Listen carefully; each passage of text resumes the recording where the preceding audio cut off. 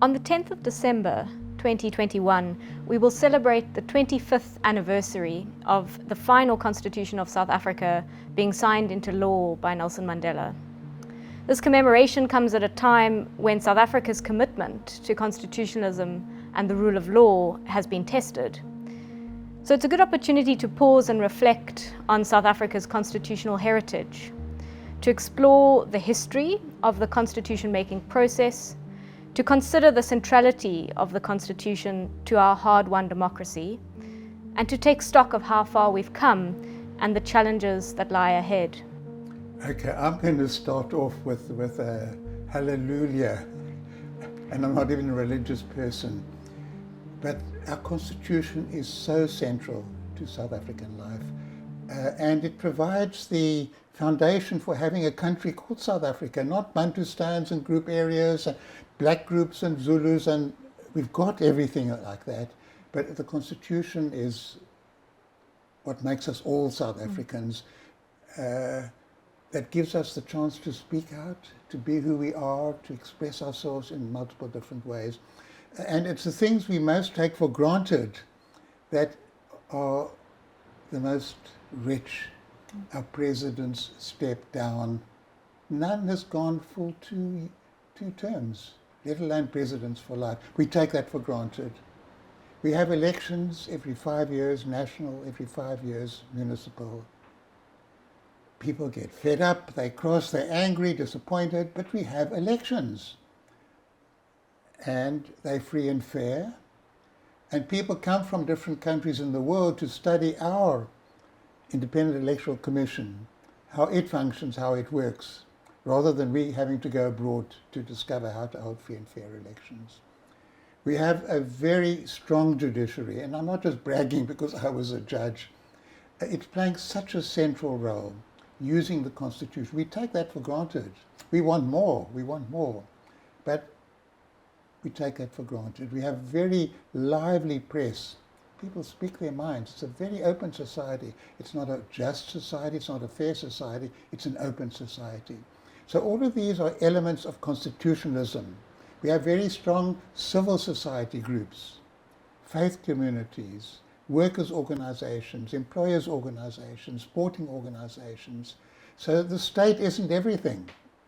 People are organized in multiple ways. And all of these aspects have a constitutional foundation. So it's central.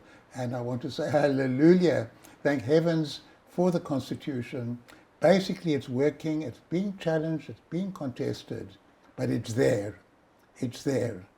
And basically, the key elements of constitutionalism, the open society, the ability to get changes in government, the ability to test laws according to certain fundamental principles.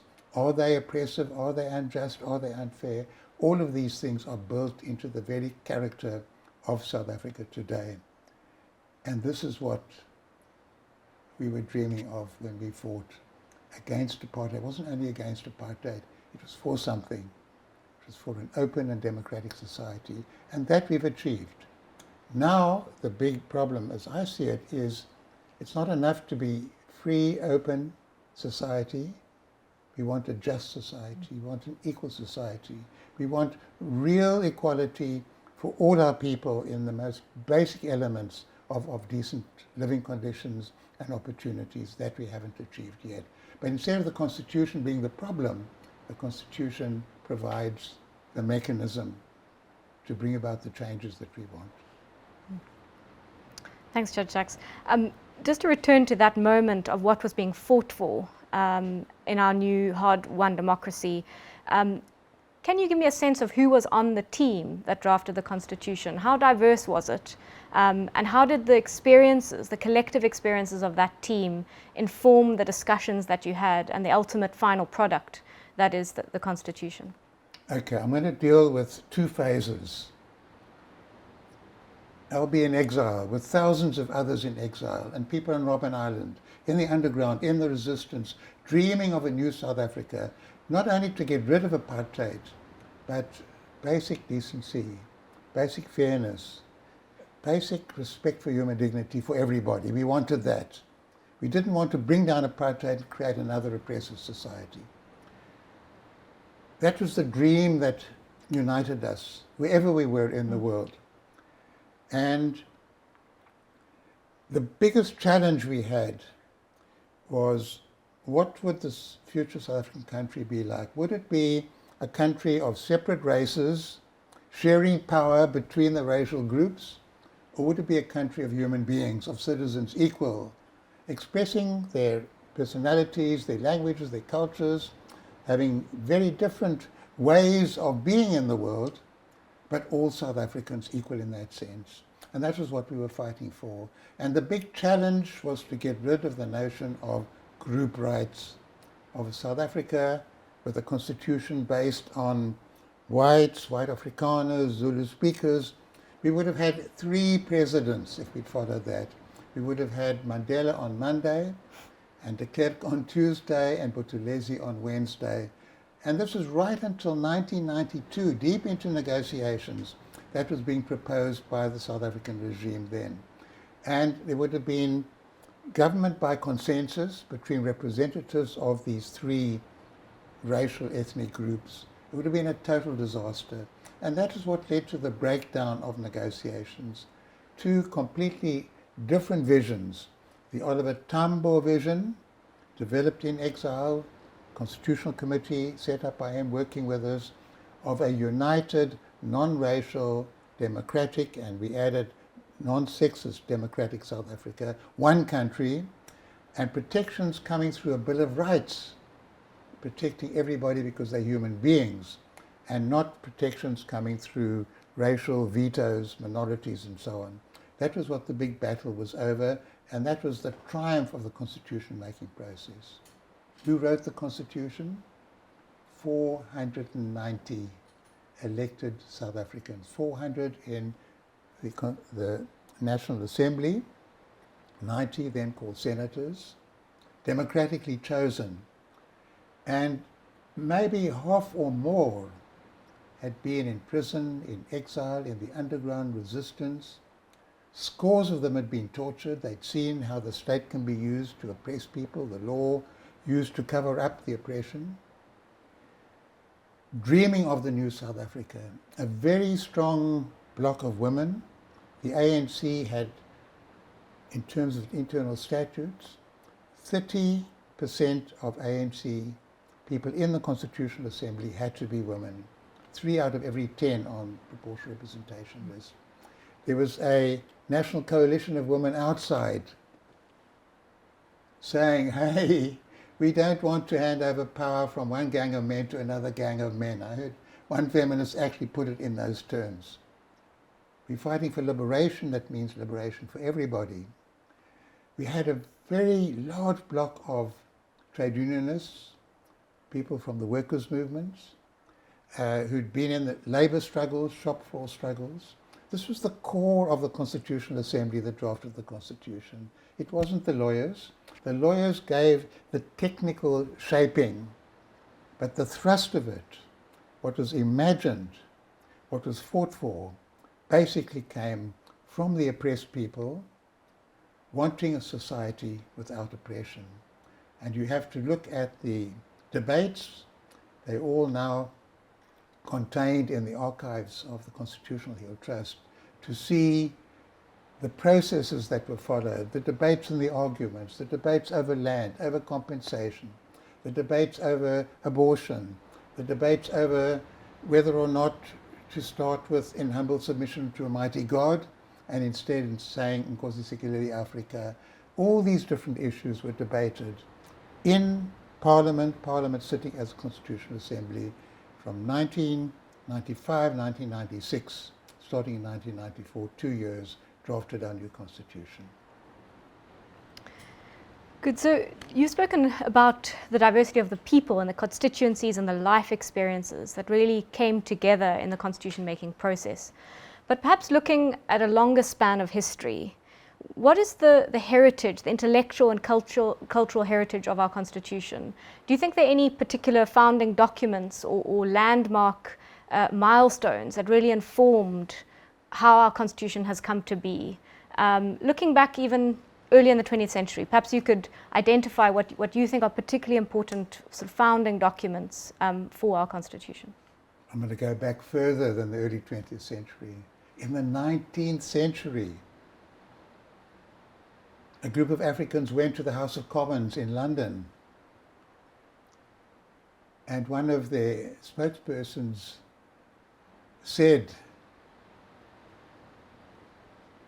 "We want newspapers. We'll fight with the pen. We'll put down our assegais. We want our rights." In the 1830s already, in the House of Commons.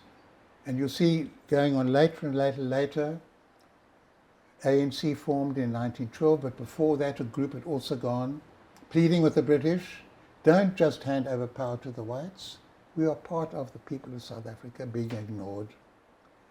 1923, the ANC had a Bill of Rights. 1923, first Bill of Rights. 1944, during World War II, when Churchill and Roosevelt came up with the Atlantic Charter for a post-Nazi world, people saying, what about us? In South Africa, we get rid of racism in Europe, but we have racism in South Africa. African claims, including a Bill of Rights. 1955, the Freedom Charter. I happened to be there, 20-year-old, very serious Albie Sachs. As the police came in, if one stone had been thrown, it would have been a massacre of Kliptown. But we stood up and we sang, while we were celebrating by acclamation the sections of the Freedom Charter. So these things are very deep. And there were other people made their contributions. Robert Sobukwe, very important vision of who is an African.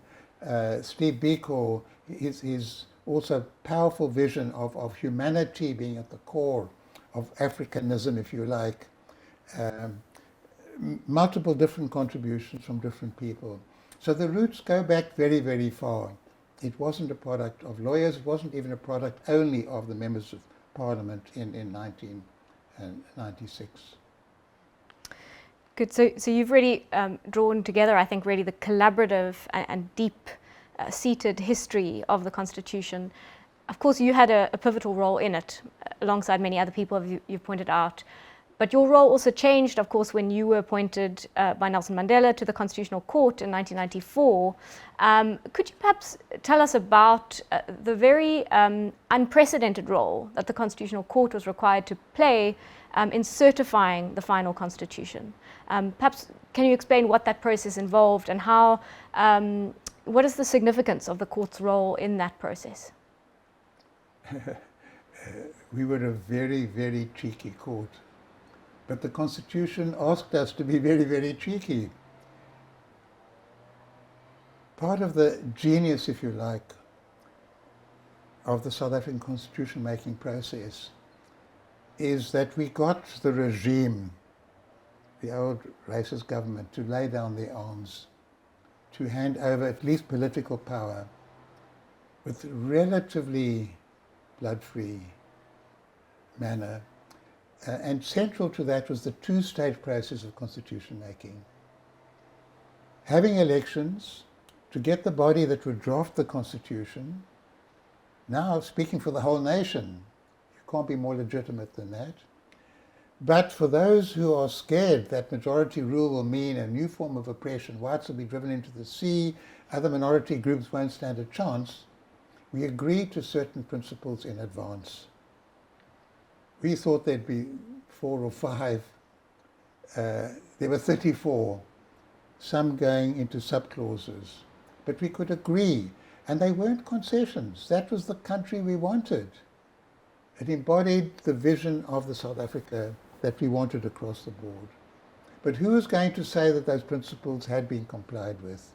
You couldn't get the Constitutional Assembly itself to say, we've complied with the agreed principles. So it was agreed to have a constitutional court. Its first principal function then wasn't to apply the law, wasn't to test legislation for constitutionality. It was to decide whether the new constitution drafted in Parliament in Cape Town, complied with the 34 principles agreed to in advance. And what did we do? We declared the Constitution to be unconstitutional. We said overwhelmingly it complied, but in 9 respects it didn't. So the streaky court, if you like, required to be tricky by the Constitution, sent the draft back to Parliament. They made corrections. There were more challenges. We'd spent 10 days hearing arguments from all sectors of society, political parties, different foundations, challenging different aspects. We upheld 10 of those challenges. We sent it back. The corrections were made. The certification case became a kind of encyclopedia of contemporary constitutional thinking. We had to deal with separation of powers. We had to deal with fundamental rights. We had to deal with questions of religion, employers' organizations, workers' organizations, a whole range of different questions. The land question, compensation, it was all there. We dealt with all those issues. And the 11 judges of the Constitution, it was 10 judges. The one judge, Laurie Ackerman, was afflicted with German measles, so he didn't take part. So the 10 of us handed down that decision.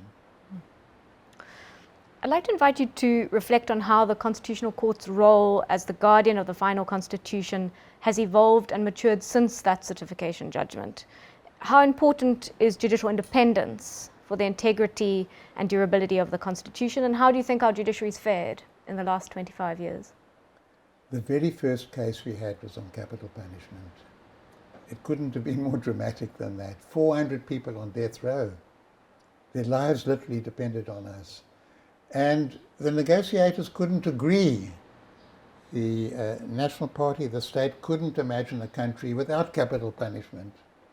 ANC, Mandela, who'd nearly been sentenced to death himself, couldn't imagine a new South Africa with capital punishment. So it was agreed to leave it to the Constitutional Court to decide, is capital punishment consistent with the new values of the new Constitution? That was our first case. And it was a huge issue, a profound issue. And we decided unanimously it was inconsistent. And in doing that, we also created a whole new framework for thinking. Proportionality became very central. Why we have a constitution, the importance of the preamble, the values, living in a country with a Bill of Rights. So it wasn't now Parliament could do what it damn well liked, take it or leave it. And if you're dissatisfied, wait for 5 years and vote them out of office. Parliament had to function within the framework of fundamental rights. And we developed a notion of purposive reasoning and thinking, much less technical. In the old days, the judges would get out the Oxford English Dictionary, Webster's Dictionary, get one dictionary, finding another dictionary, the meaning of words. And now we're saying that's not the way to go. You've got to understand the words in the context in which the Constitution was framed, the pains of our people, the forms of suffering that existed, the alienation, the discrimination, how to counter that. And so it involved a revolution not only in taking away supreme power from Parliament, making it subject to core principles, but also in terms of judicial functioning, to be in tune with the ethos, the spirit, the meaning of the Constitution. So the preamble wasn't just a pretty piece of fluffy words at the beginning to make it look nice. It was central, it was core, why we have a Constitution. The foundational values, absolutely central. The Bill of Rights, central to understanding all legislation, all exercise of public power. We had to introduce that kind of reasoning. Some of the old judges weren't happy. They spoke about us as those judges in our green gowns. We chose a different colored gown, not to be snooty, but to say it's not judicial business as usual. It's new judicial business. This is a new court with a new constitution representing the whole nation, a new set of values, a new style of work. And looking back now, I do feel a huge sense of pride. It wasn't easy. We had strong, feisty personalities who'd grown up in the rough and tumble of resistance to apartheid on the court, sharp, brilliant minds, quite a lot of edginess. We had to develop new styles of work, collegial work, that not all of us were familiar with. We had to take decisions that were not popular with the masses out there on capital punishment, gay and lesbian rights, on prisoners' rights, rights to vote and so on, but with a foundation in principle. And we gelled because A, we all loathed apartheid. B, all of us were, I'd say, at least gender sensitive, some more profoundly than others.